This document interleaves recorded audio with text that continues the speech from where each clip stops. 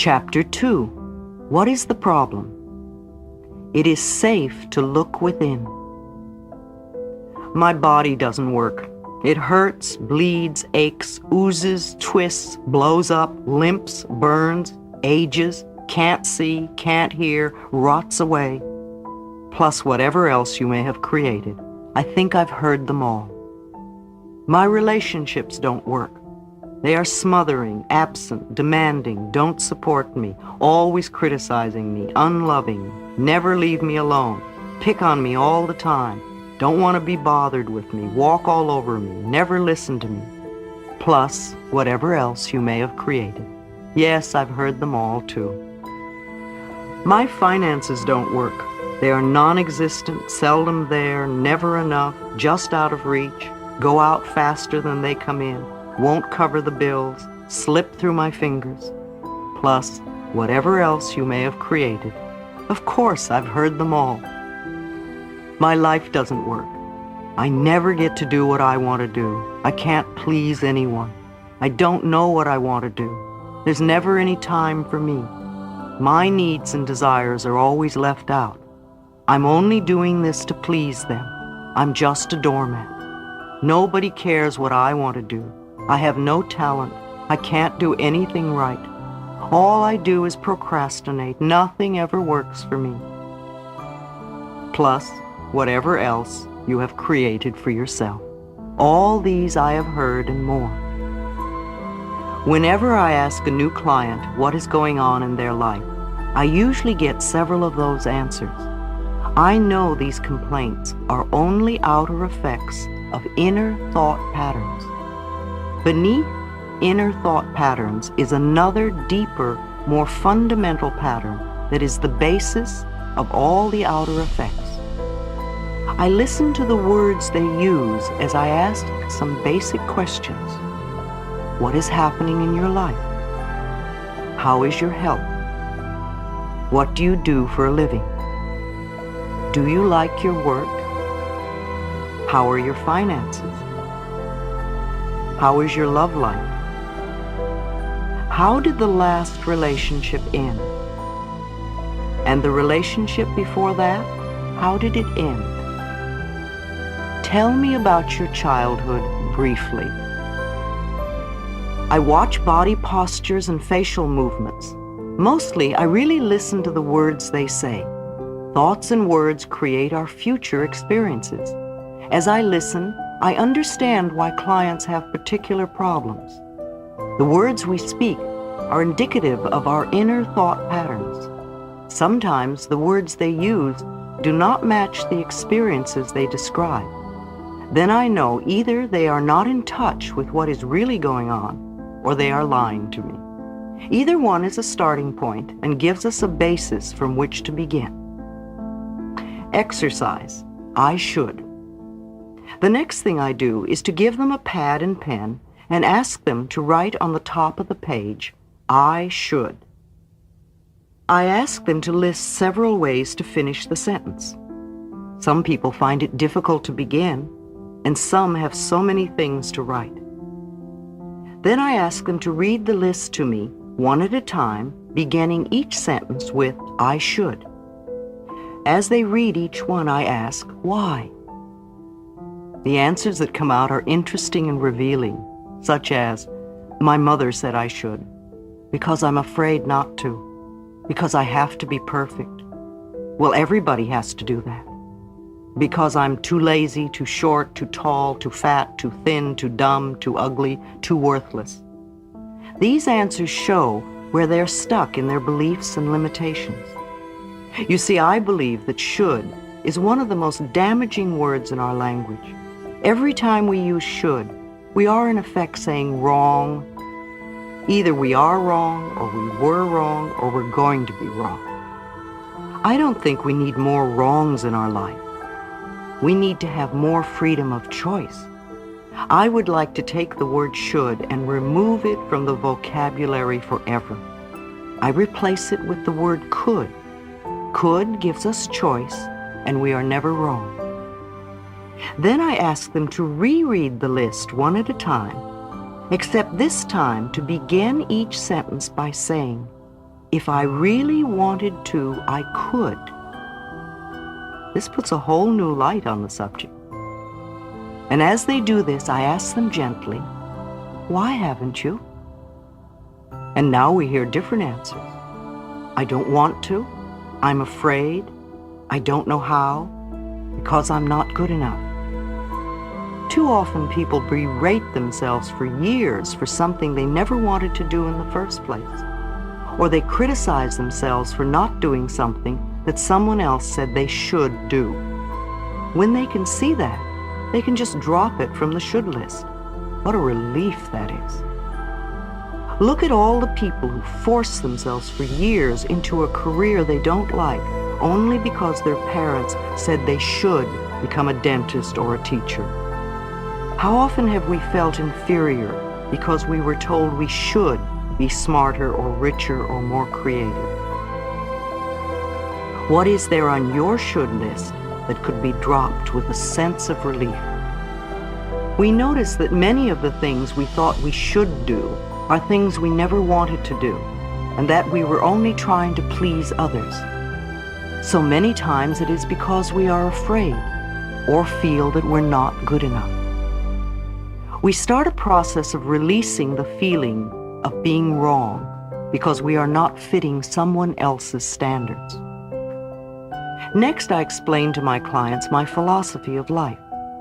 Remember, I believe life is really very simple. What we give out, we get back. The universe supports every thought we choose to think and to believe. When we are little, we learn how to feel about ourselves by the reactions of the adults around us. These beliefs will be recreated as experiences as we grow up. With thought patterns, the point of power is always in the present moment. Changes can begin in this moment. In sessions with clients, I explain that no matter what their problem seems to be, there is only one thing I ever work on with anyone. This is loving the self. Love is the miracle cure. Loving ourselves works miracles. I'm not talking about vanity or arrogance or being stuck up, for that is not love. That is only fear. I am talking about having a great respect for ourselves and a gratitude for the miracle of our body and of our mind.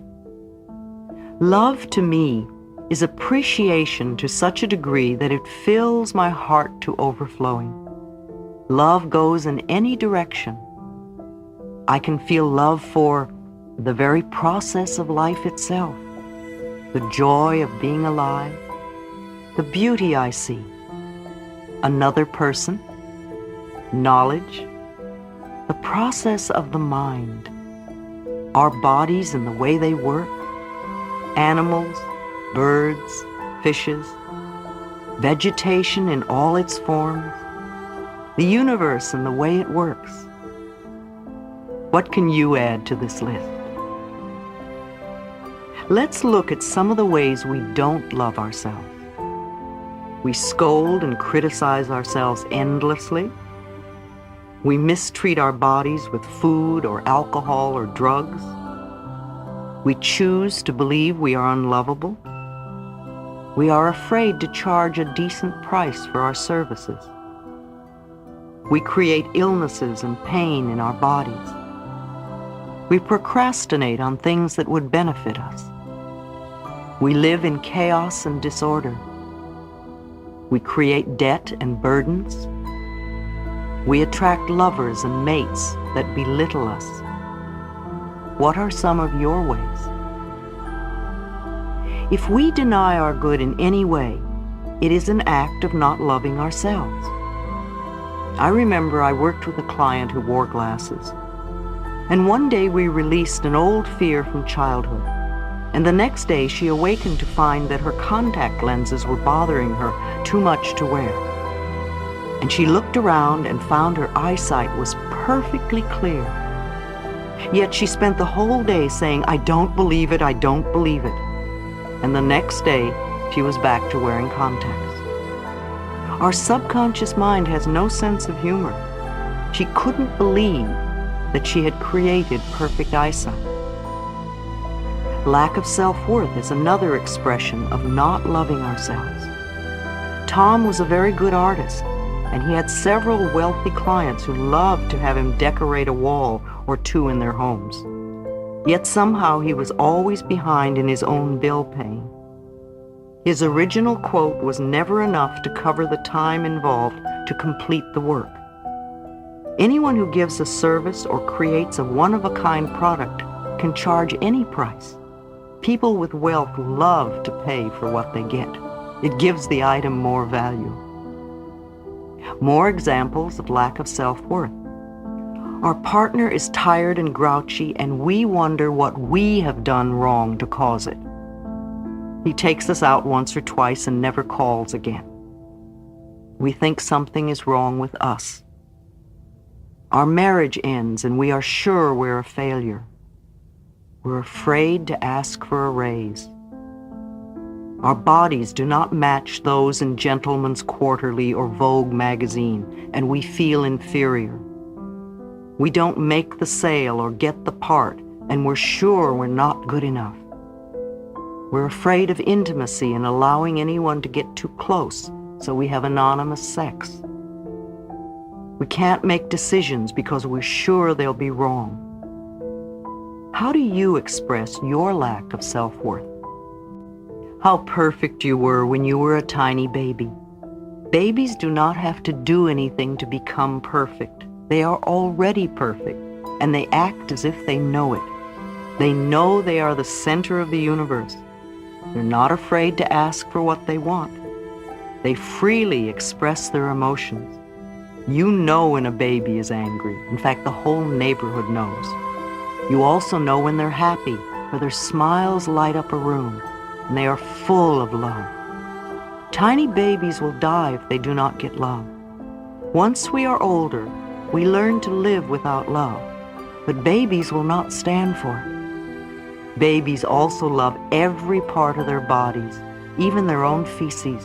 They have incredible courage, and they have no guilt and no shame. We were all like that. Then we began to listen to adults around us who had learned to be fearful, and we began to deny our own magnificence. I never believe it when clients try to convince me how terrible they are or how unlovable they are. My work is to bring them back to the time when they really knew how to love themselves. Mirror exercise. I suggest a mirror exercise. I ask a client to pick up a small mirror, to look into their eyes, and to say their name, and I love and accept you exactly as you are. This exercise is so difficult for many people. Seldom do I get a calm reaction, let alone an enjoyment of the exercise. Some are close to tears, some get angry, some belittle their features or qualities. Some insist they can't do it. I even had one man throw the mirror across the room. It took him several months before he could begin to relate to himself in the mirror. For years, I looked into the mirror only to criticize what I saw there. Recalling the endless hours I spent plucking my eyebrows, trying to make myself barely acceptable, amuses me now. I also remember it used to frighten me to look into my own eyes. This simple mirror exercise shows us so much.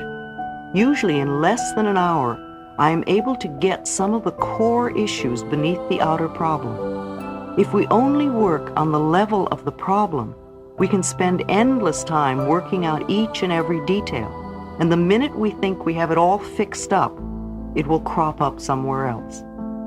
The problem is rarely the real problem. She was so concerned with her looks, and especially with her teeth. She went from dentist to dentist, feeling each one had made her look only worse. She went to have her nose fixed, and they did a poor job. Each professional was mirroring her belief that she was ugly. Her problem was not with her looks, but that she was convinced something was wrong with her. There was another woman who had terrible breath. It was uncomfortable to be around her. She was studying to be a minister, and her outer demeanor was pious and spiritual. Beneath this was a raging current of anger and jealousy that exploded now and then when she thought someone might be threatening her position. Her inner thoughts were expressed through her breath, and she was offensive even when she pretended to be loving. No one threatened her but herself. He was only 15 when his mother brought him to me with Hodgkin's disease and 3 months to live. His mother was understandably hysterical and difficult to deal with, but the boy was bright and clever and wanted to live. He was willing to do anything I told him to, including changing the way he thought and spoke. His separated parents were always arguing, and he really did not have a settled home life. He wanted desperately to be an actor. The pursuit of fame and fortune far outweighed his ability to experience joy. He thought he could be acceptable and worthwhile only if he had fame. I taught him to love and accept himself, and he got well. He is now grown up and appears on Broadway with regularity. As he learned to experience the joy of being himself, the parts in plays opened up for him. Being overweight is another example of how we waste a lot of energy trying to correct a problem that is not the real problem. People often spend years and years fighting fat and are still overweight. They blame all their problems on being overweight. The excess weight is only an outer effect of a deep inner problem. When we feel frightened or insecure or not good enough, many of us will put on extra weight for protection. To spend our time berating ourselves for being too heavy, to feel guilty about every bite of food we eat, to do all the numbers we do on ourselves when we gain weight, are just a waste of time. 20 years later, we can still be in the same situation because we have not even begun to deal with the real problem. All we have done is to make ourselves more frightened and insecure, and then we need more weight for protection. So I refuse to focus on excess weight or on diets. The only diet that does work is a mental diet, dieting from negative thoughts. I say to clients, let's just put that issue to one side for the time being while we work on a few other things first. They will often tell me that they can't love themselves because they are so fat, or as one girl put it, too round at the edges. I explain that when we begin to love and approve of ourselves, it's amazing how weight just disappears from our bodies.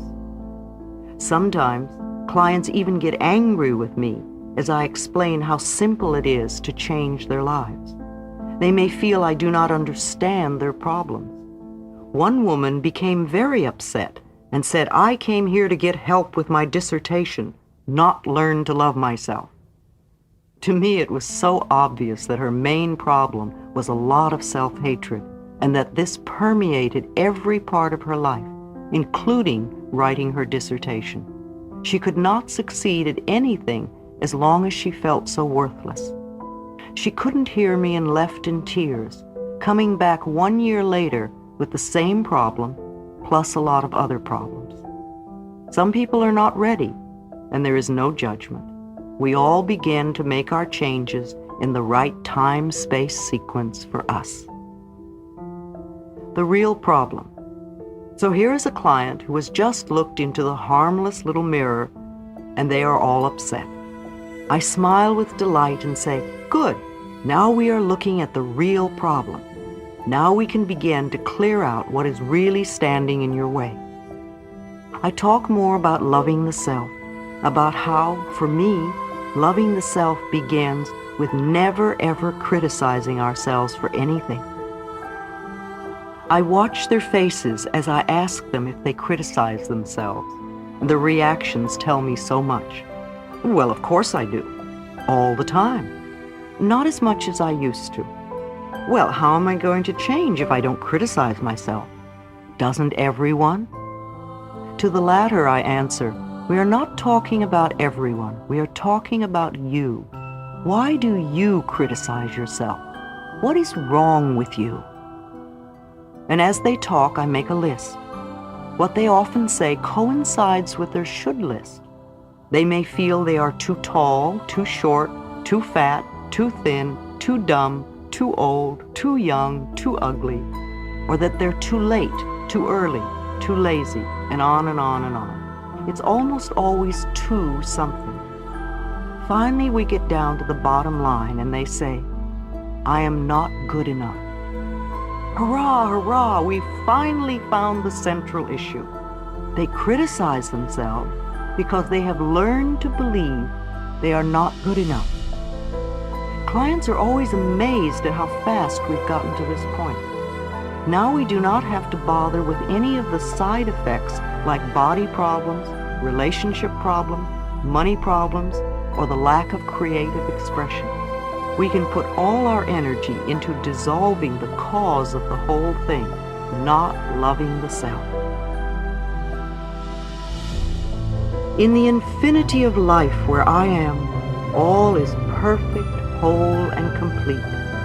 I am always divinely protected and guided. It is safe for me to look within myself.